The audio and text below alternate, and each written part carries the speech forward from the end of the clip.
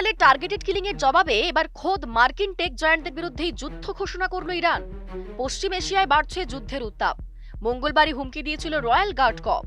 বুধবারই বাহরিনের tech giant আমাজনের cloud computing সেন্টারে ইরানি হামলার খবর পাওয়া গেছে। পরবর্তী নিশানা কি অ্যাপল, গুগল, মেটা থেকে শুরু করে টেসলা বা এনভিডিয়া? টেক জায়ান্টদের নিশানা করছে খামেনেইয়ের বাহিনী। বুধবার বাহরিনের অভ্যন্তরীণ মন্ত্রণালয় জানায়, একটি বাণিজ্যিক প্রতিষ্ঠানে ভয়াবহ অগ্নিকাণ্ড নিয়ন্ত্রণে কাজ করছে সিভিল ডিফেন্স টিম। কর্তৃপক্ষ এই ঘটনাকে ইরানি হামলা হিসেবে বর্ণনা করেছে। যদিও শুরুতে প্রতিষ্ঠানের নাম প্রকাশ করা হয়নি, তবে ফিনান্সিয়াল টাইমস তাদের প্রতিবেদনে নিশ্চিত করেছে যে আক্রান্ত প্রতিষ্ঠানটি আমাজনের ক্লাউড কম্পিউটিং অপারেশন বা AWS। হামলার ক্ষয়ক্ষতির পরিমাণ বা হতাহতের খবর এখনো জানা যায়নি, তবে আমাজনের পক্ষ থেকে জানানো হয়েছে গত সপ্তাহে মধ্যপ্রাচ্যের এই উত্তপ্ত পরিস্থিতির কারণে তাদের ক্লাউড সেবা বিঘ্নিত হয়েছে বাহরিনে। গত এক মাসের মধ্যে এ নিয়ে দ্বিতীয়বার সেখানে আমাজনের কার্যক্রম বাধাগ্রস্ত হলো।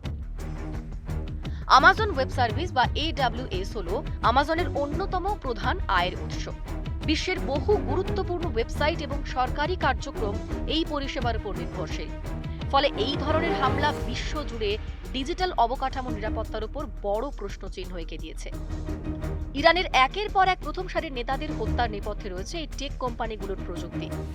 IRGCর সরাসরি অভিযোগ, টার্গেট ট্র্যাকিং এবং ড্রোন হামলায় অ্যাপল বা গুগলের মতো সংস্থাগুলি আমেরিকাকে সরাসরি সাহায্য করছে। তাই বদলা হিসাবে এই 18টি কোম্পানির দফতর বা ইউনিটে হামলা চালানো হবে। সাফ জানানো হয়েছিল, নিজেদের প্রাণ বাঁচাতে কর্মীরা যেন দ্রুত কর্মস্থল ত্যাগ করেন। এমনকি ওই দফতরগুলোর 1 কিলোমিটার ব্যাসার্ধের মধ্যে থাকা সাধারণ মানুষকেও সরে যাওয়ার নির্দেশ দিয়েছিল তেহরান।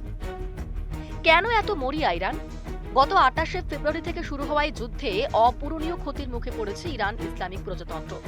যুদ্ধের প্রথম দিনেই নিহত হয়েছেন সর্বোচ্চ নেতা আয়াতুল্লাহ আলী খামেনেই এবং গার্ডস প্রধান মোহাম্মদ বাকুর। এরপর নিরাপত্তা প্রধান আলী লারিজানি সহ ইরান প্রশাসনের প্রায় প্রথম সারির সব নেতৃত্বকেই খতম করেছে আমেরিকা ও ইসরায়েল।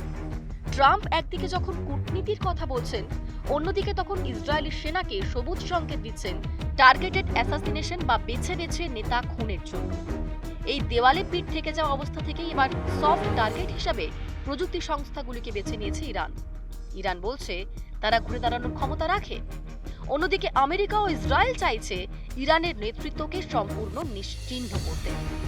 কিন্তু এই ইঁদুর বেড়ার লড়াইয়ে যদি সত্যি সিলিকন ভ্যালির টেক জায়ান্টদের রক্ত ঝরে, তবে তা হবে একবিংশ শতাব্দীর সবচেয়ে বড় বিপর্যয়।